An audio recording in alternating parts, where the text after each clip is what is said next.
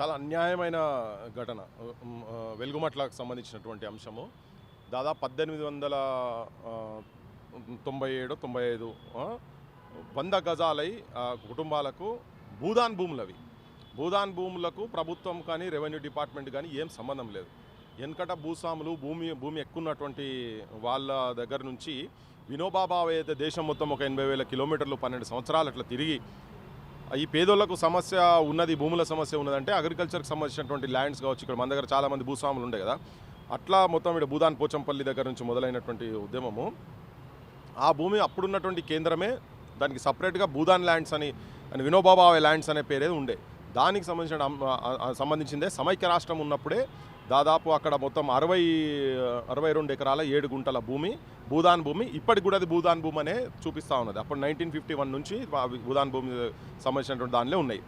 ఆ భూములలో ఇప్పుడు ఆంధ్రప్రదేశ్ ఉన్నప్పుడే వీళ్ళకని భూదాన్ బోర్డు నుంచి, భూదాన్ బోర్డు అంటే ఉట్టి రాజేందర్ రెడ్డి ఇచ్చింది కాదు, ఆ ప్రొసీడింగ్స్ ద్వారా ఈయన సంతకంతో వచ్చినటువంటి ల్యాండ్ అదంతా 100 గజాలు అక్కడ భూమి ఇచ్చిండ్రు. ఇస్తే వాళ్ళందరూ కట్టుకున్నారు, చాలా ఇండ్లు కట్టుకున్నారు, చాలామంది కట్టుకున్న తర్వాత అక్కడ వీళ్ళ కలెక్టరేట్ వచ్చిన తర్వాత, తెలంగాణ వచ్చిన తర్వాత కేసీఆర్ అక్కడ కలెక్టరేట్ వచ్చిన తర్వాత చాలామంది కూడా కళ్ళు పడ్డాయి. అందులో అన్ని రాజకీయ పార్టీలు ఉన్నాయి, ఈ పార్టీ అప్పటి చెప్పుడు ఏం లేదు, అన్నీ ఉన్నాయి. ఆల్రెడీ సగం కాజేసారు, 30 ఎకరాలు కాజేసారు. మిగతా 30 ఎకరాలు కూడా వీళ్ళు ఆల్రెడీ ఇండ్లు కట్టుకున్నారు, వీళ్ళు కొన్నిటికి ట్యాక్సులు కట్టిరు. అవన్నీ నేను ఇంతకుముందే చూపించిన. అవన్నీ ఆల్ ఆఫ్ ఎ సడన్ వచ్చి మొన్న 24వ తారీఖు రోజు వచ్చి బుల్డోజర్ తీసుకొచ్చి వాళ్ళ ఇండ్లు మొత్తం కులగొట్టి పరేశారు.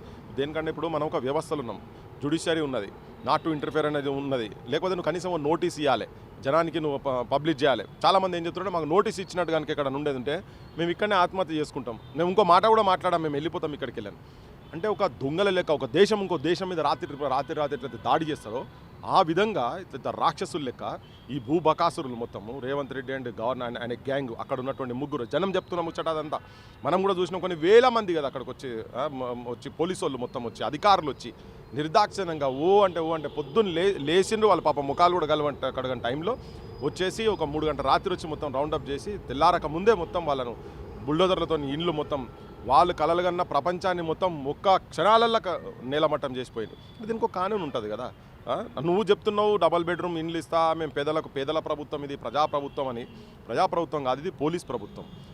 మొత్తం వచ్చి వాళ్ళని కంప్లీట్గా తీసుకొని పోయి ఇప్పుడు మళ్ళీ వాళ్ళని ఎంబడబడి కుక్కలను కనుక గెదిమినట్టు గెదుముతున్నారు మొత్తం వాళ్ళని. ఇవాళ వాళ్ళని అంబేద్కర్ హాల్లో పెడితే దాదాపు 200 పైన మంది ఇంకా ఉన్నారు. నేను మధ్యలో కూడా పోయి చూసి వచ్చిన.